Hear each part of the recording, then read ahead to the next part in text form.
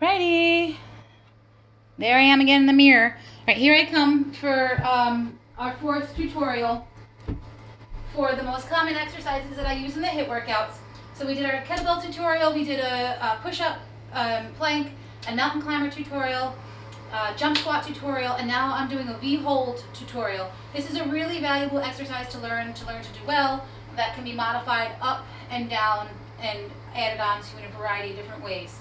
So the most important thing I want you to think about for this particular exercise is first, planting your body correctly on the ground. So we all have a little bit of fleshy part in our bum. So when you go down, pull it out, literally. I mean, you'll feel it. You'll feel more contact with the earth with your tailbone area. So when I say pull out the fleshy part of your bum, I mean it.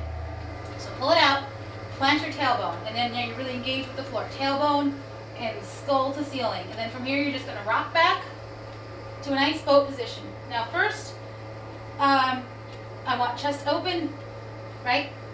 We don't want this. We don't want any tension. We want strong and relaxed, not strong and tense.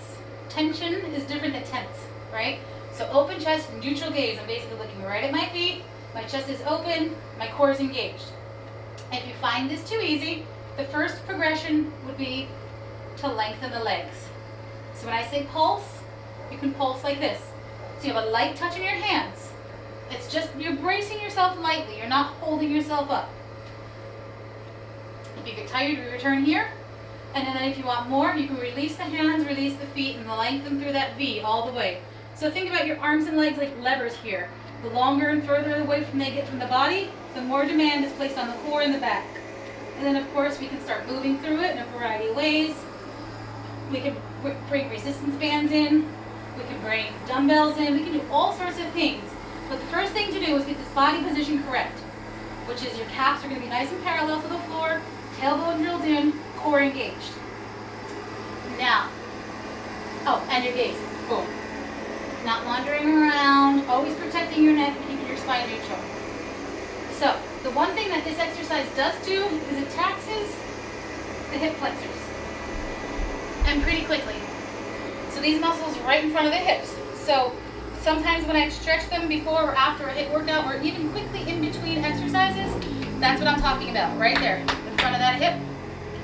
There's a muscle group in there that's bringing the leg into the body, in addition to the abdomen. And we often have very tight hip flexors because we sit a lot. And people who have desk jobs that have been at them for very, very long term have very shortened hip flexors. So, I mean, those suckers light up right away and are kind of painful. So you have to pay attention to that, especially during those V holds. So if it's painful, stop and roll over to a plank. If they're just smarting because you're not used to using them, just keep working or maybe work to a lesser level. But just I want you to have that awareness that you are going to feel work in the front of your hip during those V exercises. All right, so again, the basic, pull out the fleshy part of your bum, open your chest, set your gaze, rock back, and then rely on your abdomen to work. And then once you get this position down really, really well, we just get it more difficult, more advanced. And then we play with it. Okay, good. All right, make sure to watch the other tutorials. So I want you guys executing really, really, really good form throughout these workouts. Because they're tons of fun, they're very demanding, but they're fun, you know, so let's keep moving and moving accurately and safely, okay?